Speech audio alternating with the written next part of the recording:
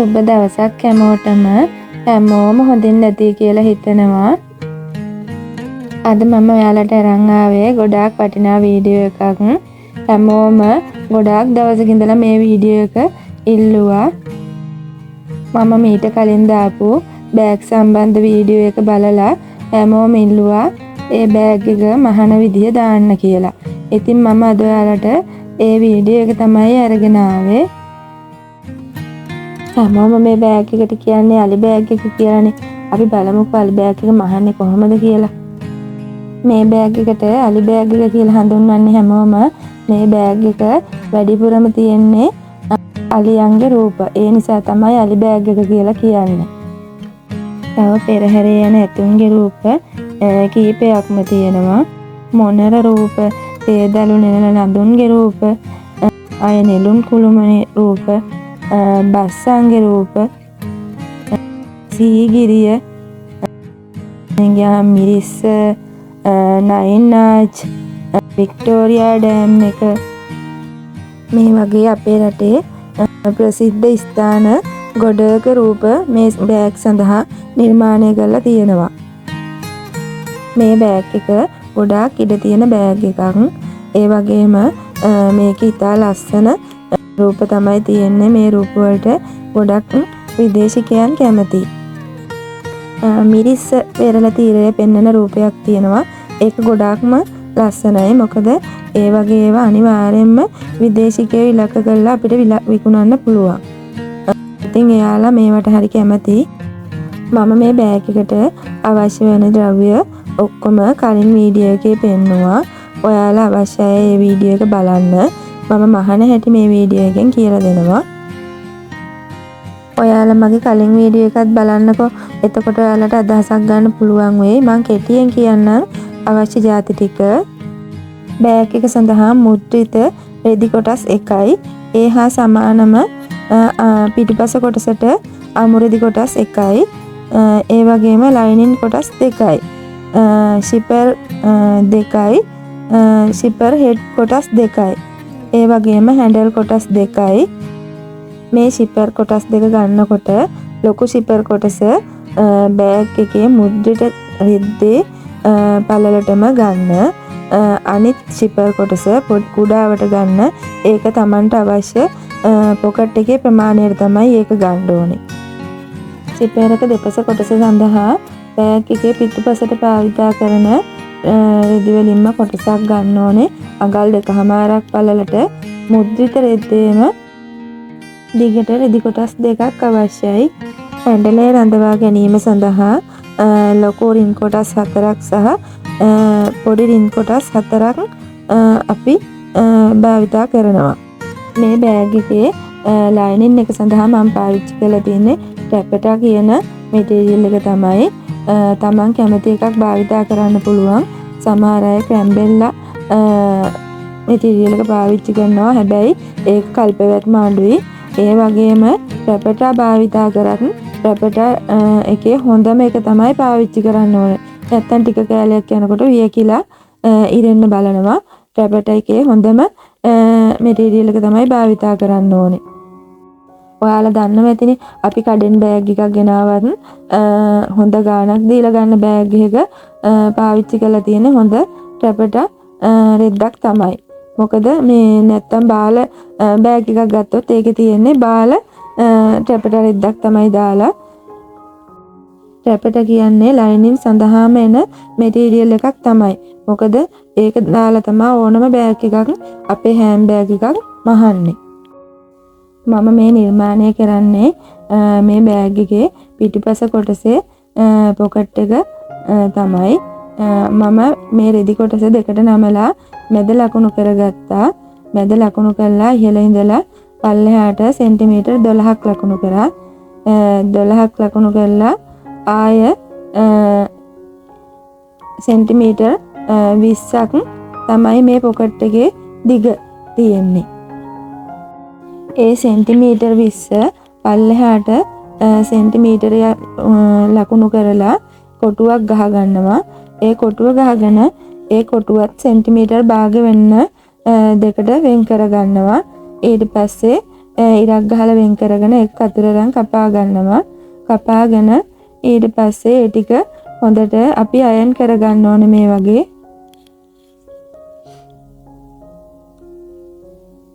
ඒක අයන් කරගත්තාම අපිට ලේසි.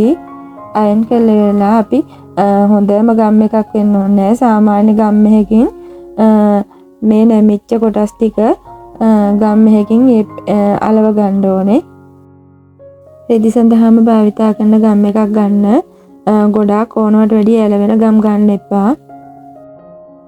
ඊට පස්සේ අපි මේක ගම් එක වේලනකම් පැත්තකින් තියලා පොකට් එක මහා ගමුකෝ. අපි අර අමුරෙද්දේ ගම් ගාලා ඇලවෙන්න තිබ්බ පොකට් එකේ පළල තමයි සෙන්ටිමීටර් 20ක් දිග. ඊට වැඩිය දිගට තමයි මේ පොකට් එක සඳහා ලයිනින් එක කපා ගන්න ඕනේ. සෙන්ටිමීටර අඟල් පැටලව ගන්න එපා. දෙපැත්තට අඟල් එකහමාරවත් තියන්න ඕන වැඩිපුර. ලයිනින් එක සඳහා ගන්න රෙදි කෑල්ල හැම වෙලාවෙම සිපර් එකේ හොඳ පිට පැත්තට ලයිනින් එකේ හොඳට දිලිසෙන පැත්ත තියලා මහන්න ඕනේ. එතකොට තමයි අපිට සාක්කුව ඇතුල් පැත්තට හොඳට දිලිසෙන කොටස එන්නේ. ඒ කියන්නේ හොඳ පිට පැත්ත එන්නේ එතකොට තමයි. අපි දැන් සිපර් එක අල්ලගෙන ඉවරයි පොකට් එකට. මේ විදිහට තමයි සිපර් එක ඇල්ලුවාම පොකට් එක පේන්නේ ඔයාලට. ඊට පස්සේ අපි වේලෙන්න තියපු රෙදි කොටස අරගෙන පිටුපස රෙදි කොටස තමයි මේ තියෙන්නේ. මේ වගේ සිපර් එකට උඩින් තියන්න ඕනේ. මේ බෑග් එකේ චුට්ටක් අමාරු කොටස මෙන්න මෙතන තමයි. ටිකක් කල්පනාවෙන් මහගන්න එතන. මේ වගේ අපි සිපර් එක අල්ලපු කොටසට උඩින් අපි වේලෙන්න තියලා තිබ්බ පිටුපස රෙදි කොටස තියා ගන්න ඕනේ. හරියට මැදට කරලා තියලා ඊට පස්සේ මේක හිමී සැරේ වටේට මහ ගන්න ඕනේ. මෙහෙම බලන්න ඕනේ හොඳට ගානට මැදට තියෙනවද කියලා. ඊට පස්සේ ඔය වගේ තියලා සිපර් එක ගානට ඔය වගේ මහ ගන්න ඕනේ වටේටම. මේ වගේ වටේ මහ ගන්නකොට කල්පනාවෙන් මහ ගන්න මේ මුළු තියෙන තැන් වලින් ගානට ඉඳි කටුව යටට යවලා ඔහොම උස්සලා පුට්ටෙක උස්සලා ඊට පස්සේ හරවලා ගන්න. නැත්තම් මුළු හැම නැති වෙයි. මොකද අපි මේ බෑග් එකේ මේ සිපර් එක පොකට් එකේ තියෙන කොටස අපි එළියට පේන්න තමයි මහන්නේ. එතකොට මේක ලස්සනටම තියෙන්න ඕනේ. නැත්තම් කැතයිනේ. පිටට පේනකොට ඒක කැත වුණොත් ඒක බෑග් එකේ නිමාවට හොඳ නැහැ. ඔයාලට කරගන්න අමාරු තැනක් වුණොත් මට කමෙන්ට් එකකින් හරි ලියලා තියන්න. මම ඒකට උත්තර දෙන්නම් ඔයාලට. ඒ වගේම මේ බෑග් එකේ පිටුපස කොටසට මම භාවිතා කරලා තියෙන්නේ අමුරෙද්දක්. මොකද මට හිතුනේ අමුරෙද්ද හොඳයි කියලා. ගොඩක් අය පාවිච්චි කරන්නේ අමුරෙද්ද තමයි මේ බෑග් එකේ පිටුපස කොටසට. ජූට් රෙද්දත් භාවිතා කරන්න පුළුවන්. ඒක හැබැයි ටිකක් ඝනකමින් යුතු රෙද්දක්. ඒක හොඳයි. මං කැමති මේකට නිසා මං අමුරෙද්දෙන් තමයි මේ බෑග් එක මැහුවේ. හැබැයි ඔයාලා අමුරෙදි ගන්නකොට වෙළඳ පොලේ මිල අඩුවට තියෙන ලාභ අමුරෙදි අරගෙන නම් මේ බෑග් එක මහන්න එපා. මොකද මේ බෑග් එක ඔයාලට විකුණ ගන්න වෙන්නේ නැහැ. එතකොට මම මේකට දාලා තියෙන අමුරෙද්ද මිලෙන් වැඩි උසස් තත්ත්වයේම තියෙන අමුරෙද්දක් තමයි මම භාවිතා කරලා තියෙන්නේ. ඒ නිසා තමයි මම බය නැතුව බෑග් එකේ පිටුපස කොටසට මේ වගේ අමුරෙද්දක් පාවිච්චි කරේ. සිපර් එක වටේ මහලා ඉවර වුණාට පස්සේ මෙන්න මේ විදිහට තමයි අපිට පේන්නේ අනිත් පැත්ත හැරෙවුවාම. ඊට පස්සේ හොඳට බලා ගන්න. ඔයාලට මේක අමාරුයි වගේ නම් නැවත නැවත බලන්න. එතකොට පුළුවන් ඔයාලට හොඳට තේරුම් ගන්න. දැන් අපි මේ රෙදි කොටස් දෙකම ලයිනින් සඳහා පාවිච්චි කරපු රෙදි කොටස් දෙකම එක පැත්තකට හරව ගන්නවා. යට පැත්තට මෙන්න මේ වගේ. ඊට පස්සේ අමුරෙදි කොටස උඩට හරවලා ඊට පස්සේ එහා පැත්තෙනුත් මේ පැත්තට නමලා ඔන්න ඔය වගේ අයින දිගේ අර ලයිනින් කොටස් දෙක එකට හිටින්න මහගෙන එනවා. මහගෙන එනකොට මේ යට වාටිය පැත්ත මහනකොට ඔයාලට කල්පනාවෙන් මහන්න. එතකොට කොටසක් දිග වෙයි. එක කොටසක් කොට වෙයි. ඒක ගණන් ගන්න එපා. වැඩිපුර තියෙන කොටස කපලා දැම්මම හරි. මේ විදිහටම වටේම මහලා ඉවර කරගන්න ඕනේ. නූල් කොටස් කපලා ඉවත් කළා දැම්මහම අපිට පොකට් කොටස මහලා අවසන්. ඔයාලට තව දෙයක් කියන්න ඕනේ. මේ බෑග් එක මහනකොට මේ බෑග් එක නිකන් ඝනකමට හිටින්න භාවිතා කරනවා. මිලිමීටර 1 ඝනකම ඊවා ෂීට් එක. මුලින්ම පුරුදු වෙන කෙනෙකුට නම් මේ ඊවා ෂීට් එක තියලා මහන එක ලේසි කාරණාවක් නෙමෙයි. මොකද ටිකක් අමාරුයි ඊවා ෂීට් තියලා මහන්න. අනිත් එක තමයි ඊවා ෂීට් තියලා මහනකොට දුර මැහුම් තියලා මැහුවේ නැත්නම් ඊවා ෂීට් එක අපි බරක් දාපු වෙලාවට ඉරෙන්න බලනවා. ඊවා ෂීට් එක කියන්නේ රබර් ෂීට් එකක්. ඒ නිසා ඒක ඉරෙන්න බලනවා. ඒක එච්චර සාර්ථක නැහැ. ඔයා ළඟ මැහුම් දාලා තිබුණොත් ඊවා ෂීට් එක කැපිලා දෙපැත්තට වෙන් වෙනවා. ඒ වගේම ඔයාලා පුරුදු නැති ගමට සැරින් සැරේ එක සැරෙම මහන්න පුළුවන් වෙන්නේ නැහනේ. පුරුදු වෙන කෙනෙකුට ලිහා මහන්න ගියොත් එම ඊවා ෂීට් එක ඔයාට පාවිච්චියට ගන්න බැරි වෙනවා. ඒක කැපිලා වෙන් වෙන්න බලනවා. දැන් අපි සිපර අල්ලාගෙන අවසන් කරගත්ත බෑග් එකේ පිටිපස්ස කොටසත් ඉදිරිපස මුද්‍රිත කොටසත් හොඳ පිට තියලා වටේට මහ ගන්නවා.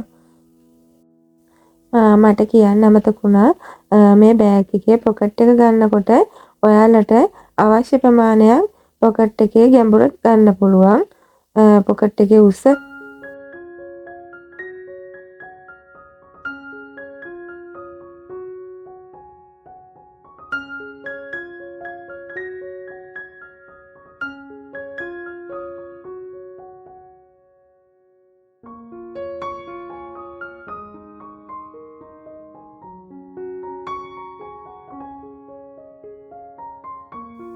අපි මේ විදිහට බෑග් එකේ වටේටම මහගෙන උඩු පැත්තෙන් විතරක් විවරය ඉතුරු කරගන්නවා. ඊට පස්සේ අපිට මේ බෑග් එකේ අඩිය කොටස මහ ගන්න ඕනේ. මොකද බෑග් එක අඩිය 4 ඇස්සට තියෙන්න ඕනේ. ඒකට අපි වෙනම කොටසක් අල්ලගන්නේ නැහැ. ඔයාලා දන්න ඇති අර මුළු දෙක එකට තියලා මහලා 4 ඇස් විදියට අපි හදා ගන්නවා. බෑග් එකේ අඩිය. මේ බෑග් එකට අඩිය වෙනම මහන්න යන්න එපා. එතකොට අපිට කාලයක් ගත වෙනවා. ඒ වගේම මෙහෙම අඩිය මැහුවහම අපිට ගොඩක් පහසුයි. අනික බෑග් එකේ සවිමත් බවත් වැඩි මේ විදිහට. එතකොට රෙදි මූට්ටු කොටස් එන්නේ නැහනේ. එතකොට සවිමත් බවත් වැඩි මේ විදිහට අඩිය මහගත්තාම. ලංකාවේ ගොඩාක් පළාත් වලින් මගෙන් බෑග් ඉල්ලලා ඕඩර් ගත්තා. ඒ අයට ගොඩාක් ස්තුතියි මගෙන් බෑග් ලබා ගත්තට. ඒ වගේම මගෙන් බෑග් සඳහා රෙදි ගත්ත අයටත් ගොඩාක්ම ස්තුතියි. නුවරඑළිය, මාතර, පොතුවිල්, හම්බන්තොට, කතරගම ඒ වගේ හැම පළාතකින්ම මගෙන් බෑග් මිලදී ගත්තා. ඉතින් ඒ වගේ අයට ගොඩාක් ස්තුතියි. විශේෂයෙන්ම සෝමලතා මහත්මිය මතක් කරන්න ඕනේ. නුවරඑළියෙන් ඇය මගෙන් බෑග් 60ක වගේ ප්‍රමාණයකට රෙදි මිලදී ගත්තා. ඇයට බෙහෙවින්ම ස්තුතියි අපිට ලබා දුන්න සහයෝගයට. මෙන්න මේ විදිහට තමයි අපි බෑග් එකේ අඩිය මහගත්තට පස්සේ පේන්නේ. 4 ආකාරයට හොඳට තියෙනවා. වෙනම අඩියක් හවි කරගත්තා වගේම හොඳට තියෙනවා මෙහෙම මැහුවාම. දැන් අපි ඒ මහපු කොටස පැත්තකින් තියලා බෑග් එකට සිපර් එක අල්ලගන්න තමයි මේ හදන්නේ. මුලින්ම ලොකු ලයිනින් කොටස අරගෙන ඒකට උඩින් සිපර් එක තියා ගන්නවා. ඊටත් උඩින් අඟල් 2.5ක් පළලට අපි කපාගත්ත රෙදි පටිය තියා ගන්නවා. තියලා ඊට උඩින් මහගෙන යනවා. මේ ෂිප් එක අල්ලනකොටත් ෂිප් එකේ හොඳ පිට කොටසට ටැපට රෙද්දේ දිලිසෙන පැත්ත තියලා මහන්න. එතකොට හරි. නැත්තම් කන පිට පැත්ත තමයි බෑග් එකේ අපිට ඇතුළට පේන කොටසට එන්නේ. එහෙම නොවෙන්න අපි කල්පනාකාරීව මහ ගන්න ඕනේ. මේ බෑග් එකට මම කලින් කිව්වා වගේ ඊව ෂීට් එක හයි කරේ නෑයි කියලා කිසිම වෙනසක් නෑ. හොඳ සවිමත් බවට තියෙනවා. ඊව ෂීට් එකක් ඇල්ලුවාම අර බෑග් එක පිම්බිලා වගේ තියෙන වෙනස විතරයි තියෙන්නේ. හැබැයි මේ බෑග් එකේ කිසිම සවිමත් භාවයේ අඩුවක් නෑ. මේ බෑග් එකට හොඳ නිමාවක් තියෙනවා. ඔයාලා මහපු අය දන්නවා කොහොමද කියලා. මේ ආකාරයට අපි සිපර් එක දෙපැත්තටම එන සුදු පාට කොටස් දෙක ලයිනින් එක සමග තියලා මේ විදියට මහලා නිම කර ගන්න ඕනේ.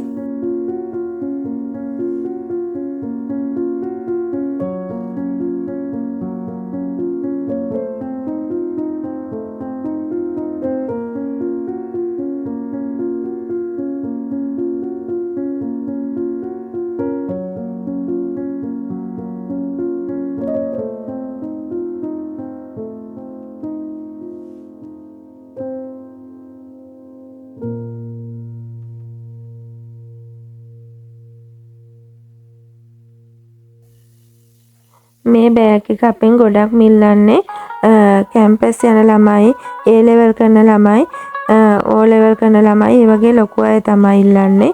ඒ වගේම මේවා විදේශිකයින්ට අලෙවි කරන්න පුළුවන්. විදේශිකයෝ ගැවසෙන සිංහරාජය, එතනින් ගියාම මිරිස්ස, උඩවලව, හම්බන්තොට, නුවරඑළිය වගේ දිහාවල් වල මේ බෑග් එක හොඳට අලෙවි වෙන දිහාවල් තමයි. මොකද එයාලා ලංකාවට ඇවිල්ලා ඇවිදින්න යනකොට මේ බෑග් එකක් අරගෙන යනවා එයාලගේ අවශ්‍ය බඩු දාගෙන යන්න. එයාලා මේ බෑග් එක අරයි යන්නේ මේ බෑග් එකේ තියෙන පින්තූරය දිහා බලලා ඒකට තියෙන ආසාවට තමයි. ඒ නිසා තමයි මේක එයාලා ගෙනියන්නේ. සමහර අය ලංකාවෙන් යනකොට මෙහෙන් ගත්ත මතක සටහනක් විදියට අරන් යනවා. ඉතින් ඒ යාලා එකට ආස කරන නිසා. මොකද ලංකාවේ අලි බලන්නනේ ගොඩාක් අය එන්නේ.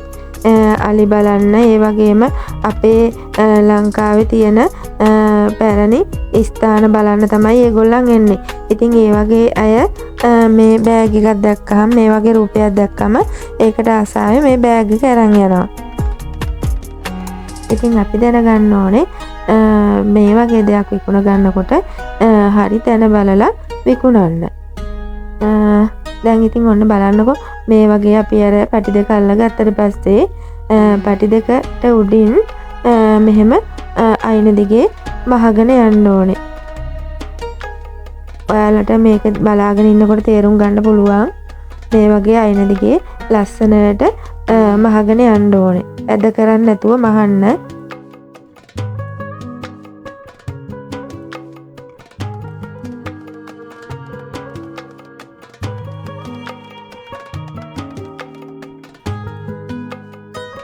ඒ විදිහට මහගත්තට පස්සේ මේ රෙදි පැටි දෙකේ වැඩිපුර කොටස් තියෙනවා නම් ඒවා කපලා ඉවත් කරගන්න ඕනේ. මෙන්න මේ විදිහට කපලා ඉවත් කරගෙන ඊට පස්සේ මේ සුදු පාට අමුරෙදි කොටස් දෙකම එකට තියලා මෙහෙම අල්ලලා ඊට පස්සේ මේ තියෙන ලයිනින් කොටස් දෙක එක පැත්තට අරගෙන මෙන්න මේ විදිහට උඩට හරවලා ගානට මහගෙන යන්න ඕනේ. ඔයාලා මතක තියාගන්න ඕනේ මේ වගේ බෑග් එකක් මහනකොට අනිවාර්යෙන්ම අඟල් භාගයක් මැහුම් වාසිය තියන්න. අනිවාර්යෙන්ම අඟල් භාගයක් මැහුම් වාසිය තියලා මහන්න පුරුදු වෙන්න. එතකොට අපේ මැහුම් වලට කල්පවැත්ම හොඳයි. නැත්තම් ලිහිලා යන්න බලනවා. මේ විදිහට දිගටම පල්ලෙහාට මහගෙන යන්න. මහලා එතනින් හොඳට ටැග් කරලා නවත්තන්න. දැන් අනිත් පැත්තත් ඒ වගේම මහගන්න.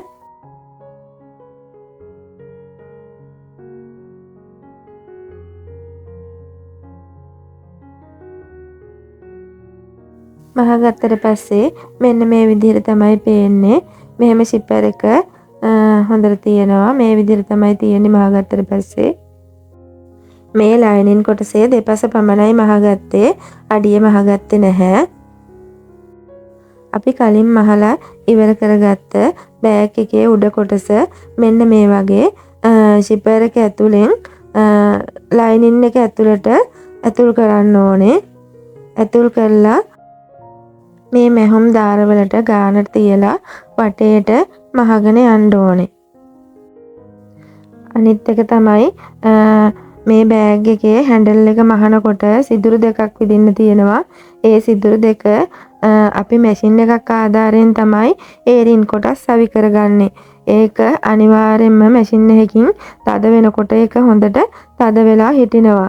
එහෙම නැත්නම් අපිට පුළුවන් ජිල් බෝලයක් පාවිච්චි කරලා ඒක තද කරගන්න. ඒ වුණාට ඒක මේ අපිට බෑග් එකක් මහ ගන්නකොට පාවිච්චි කරාට කමක් නැහැ. වෙළඳ පොළට දානකොට ඒ වගේ ක්‍රම භාවිතා කරන්න එපා. මොකද අපි ගන්න මුදලට වටිනා දෙයක් දෙන්න ඕනේ. එහෙම නොකරොත් අපේ පැවැත්ම අඩුයි. ඒ කියන්නේ අපි මේ වගේ දෙයක් වෙළඳ පොළට දුන්නොත් ඒක ගත්ත කෙනා ආයේ බෑග් එකක් කවදාකවත් ගන්න නැහැ. ඒක ලිහිලා අයින් වුණොත්. මොකද අපි බෑග් එකක් නිකන් එල්ලලා යන්නේ නැහැ නේ කරේ. අනිවාර්යයෙන්ම ටිකක් බර දාලා එල්ලගෙන යනවා. මේ වගේ ලොකු බෑග් එකක් වුණොත් බර අනිවාර්යයෙන්ම දැනෙන්න දාලා අරයි යනවා. ඉතින් ඒ නිසා පොත් වගේ දෙයක් දාගෙන අරගෙන ගියොත් එම ඒ රින් කොටස් වෙන් වෙලා යනවා. අර වගේ තද වෙන්නේ නැතුව බෑග් එකේ හැන්ඩල් සවි කරොත්. මැෂින් එකකින් හයි කරොත් ඒක කාලයක් පවතිනවා. ඒ මැෂින් එකේ තදවීමත් එක්ක ඒක ස්ථිරවම කාලයක් පවතිනවා. අර වගේ බාල විදියට පාවිච්චි කරොත් ජිල් බෝල වගේ ඒවා තියලා අපිට ඒක සාර්ථක වෙන්නේ නෑ ඒදී. තමන්ගේ පාවිච්චියට බෑග් එකක් මහනකොට නම් ඒ වගේ ක්‍රමයක් පාවිච්චි කරලා මහගත්තට කිසි ප්‍රශ්නයක් වෙන්නේ නැහැ. දැන් ඉතින් අපි මේ වටේටම මහගෙන ඉවරයි. ඊට පස්සේ අපිට තියෙන්නේ මේක මෙන්න මේ විදිහට එළියට ඇදලා අරගෙන ඊට පස්සේ ලයිනින් කොටසේ අඩිය දැන් තමයි මහගන්න වෙලාව. මේ විදිහට හොඳට එළියට ඇදලා ගත්තාම මේ විදිහට තමයි පේන්නේ. මෙන්න මේ වගේ අඩිය දැන් අපි හොඳට මහගන්න ඕනේ. මේ බලන්නකෝ මං ගත්ත ටැපට රිද්ද හොඳම ටැපට රිද්දක් කියලා පේනවා. හොඳට දිලිසෙන හොඳ පෙනුමක් තියෙනවා. ඒ වගේම මේ දිලිසෙන පැත්ත මේ විදිහට එන්න මහගන්නත් ඕනේ. එතකොට තමයි ලස්සන නිමාවක් තියෙන්නේ. කන පිට පැත්ත මෙහෙම එළියට ආවොත් ඒක පැත්තට තමයි පේන්නේ.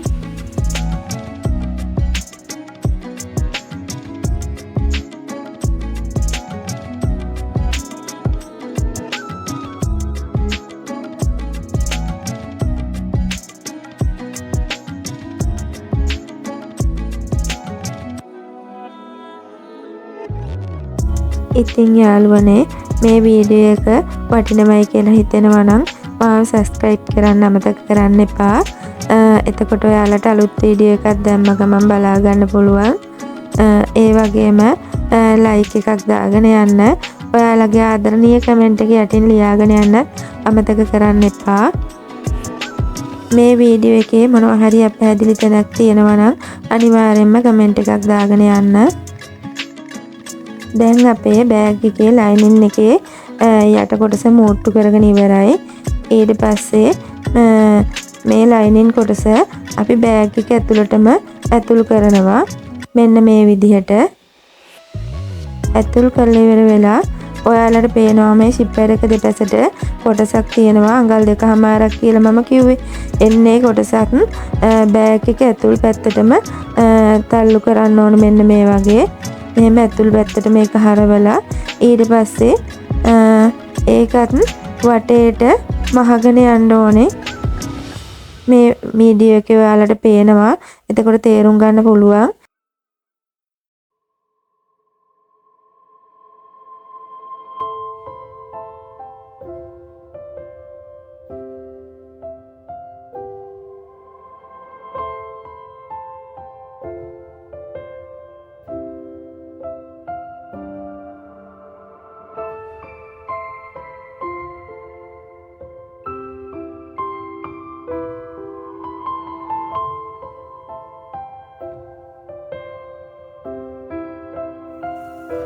අපි මේ විදිහට වටේටම මහලා ඉවර කරගත්තාම මැෂින් එකෙන් මහන කොටස් මහලා ඉවරයි. ඊට පස්සේ අපිට තියෙන්නේ හැන්ඩල් එක සවි කරගන්න කොටස තමයි. හැන්ඩල් එක සවි කරනකොට අපි අවශ්‍ය තැන් මාක් කරගෙන ඊට පස්සේ ඒ රින් කොටස් ඇතුළු කරලා මැෂින් එක ආධාරයෙන් රින් කොටස් සවි කරගන්න ඕනේ. ඊට පස්සේ ඒ කොටස් වලට ඇතුළට අපිට අවශ්‍ය පටිය දාලා ගැට ගහ ගන්න තමයි තියෙන්නේ. ඊට පස්සේ අපේ බෑග් එක නිර්මාණය වෙලා අවසන්. මතක ඇතුව මේ රින් කොටස් සවි කරනකොට ලොකු රින් කොටස බෑග් එකේ පිටපැත්තට එන්න සවි කරගන්න ඕනේ.